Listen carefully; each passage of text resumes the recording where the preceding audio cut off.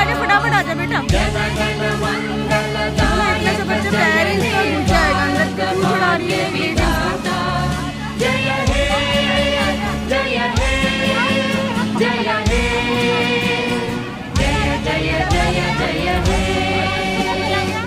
फटाफट जा।